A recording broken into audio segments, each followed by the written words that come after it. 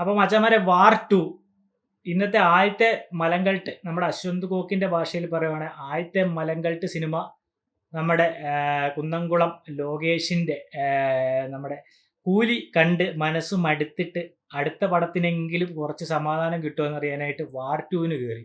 നമ്മൾ ട്രെയിലറൊക്കെ കണ്ട് ഞെട്ടിത്തെറിച്ച് പോയിട്ട് ഓടിക്കേറിയതാണ്. അവിടെ ചെല്ലുമ്പോൾ അതിലും വലിയ മലങ്കൾട്ട് സാധനം. കത്തി എന്ന് പറഞ്ഞു കഴിഞ്ഞാൽ പണ്ട് ബാലകൃഷ്ണന്റെ പടം കണ്ട അവസ്ഥയാണ്. അമ്മാതിരി കത്തി ഫൈറ്റും കാര്യങ്ങളും ഒക്കെ ഒരു രക്ഷയില്ല. നമ്മൾ ഇവിടുന്ന് NTR പോകുമ്പോൾ ഞാൻ വിചാരിച്ചു NTRനെ സൈഡാക്കി ഋതിക് റോഷൻ ആയിരിക്കും മെയിൻ ആളെന്ന്. പക്ഷേ പടം തുടങ്ങിക്കഴിഞ്ഞാൽ തീരുന്നിടം വരെ NTRനും ഋതിക് റോഷനും ഒരേപോലെ ഈക്വൽ ആയിട്ടുള്ള റോള് കൊടുത്തിട്ടുണ്ട്. റോള് കൊടുത്തുകൊണ്ട് മാത്രം കാര്യമില്ലല്ലോ, സംഭവം പടത്തിൽ എന്തെങ്കിലും വേണ്ടേ. പണ്ട് മറ്റേ നമ്മുടെ ടൈഗർ ഷ്രോഫൊക്കെ അടിക്കുന്നില്ലേ, അമ്മാതിരി അടിയൊക്കെ ആണെങ്കിൽ ഓക്കെ.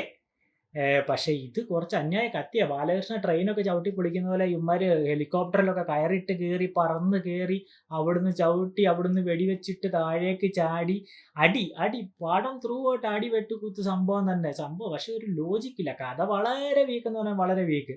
ചുമ്മാ ഞാനിരുന്ന് കുറ്റം പറയല്ലോ കേട്ടോ. നമ്മൾ സിനിമ കണ്ടിട്ട് ആദ്യത്തെ ഒരു പടം കണ്ട് കാശ് പോയി. അത് ഞാൻ ദുബായിൽ നിന്നാണ് പടം കണ്ടത്. ഇവിടുത്തെ 50 ദർഹം വരും. അപ്പം നാട്ടിലൊരു 1000 രൂപ അടുത്ത് സംഭവം വരും.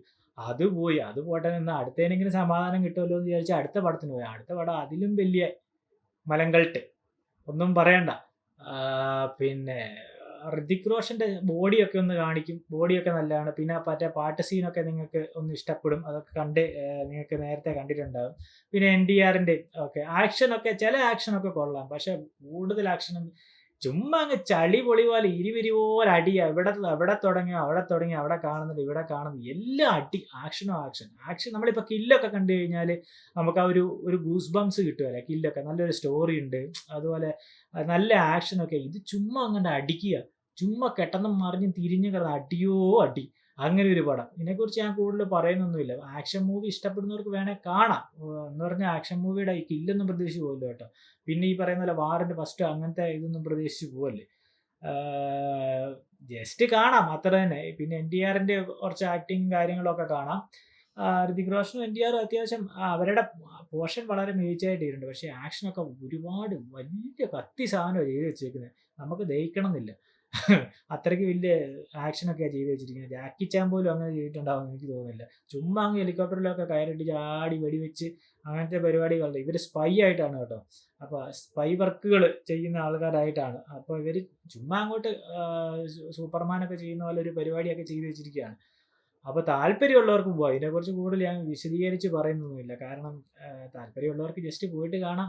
കൂലിയൊക്കെ കണ്ട് മനസ്സ് മടുത്തിരിക്കുന്നവരാണെങ്കിൽ ഇതിന് പോകണമെന്ന് ഞാൻ ആരോടും പറയില്ല. കാരണം ഇതിനൂടെ പോയിട്ട് നിങ്ങളുള്ള കാശ് ഇവിടെ കളയണമെന്നില്ല. OTTയിൽ വരുമ്പോൾ കാണാം.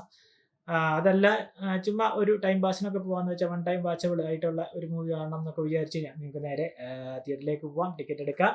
ഋതിക് റോഷന്റെയും നമ്മുടെ NTRന്റെയും കണ്ണ് മഞ്ഞളിപ്പിക്കുന്ന ബാലയ്യയുടെ മോഡലിലുള്ള ഇടിയും തൊഴിയൊക്കെ കാണാം. കണ്ട് ഒരു ആശ്വാസം കിട്ടും. അപ്പം നിങ്ങൾക്ക് ഒരു കാശ് പോയിൻ്റെ ഒരു നിർവൃതിയൊക്കെ ഉണ്ടാവും.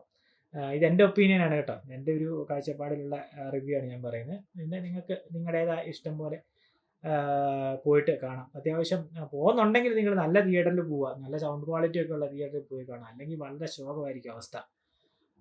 അപ്പം എന്തായാലും വാർ 2-നും ഇന്ന് പണി കിട്ടി. അതുപോലെ ഇന്ന് കാണാൻ പോയ നമ്മുടെ ലോകേഷ് അണ്ണൻ്റെ മണ്ഡലിനും പണി കിട്ടിയിട്ടുണ്ട്. അപ്പോൾ ഇനി അടുത്ത പടം വരുന്നിടം വരെ നമുക്ക് ജയിലറിന് വെയിറ്റ് ചെയ്യാം.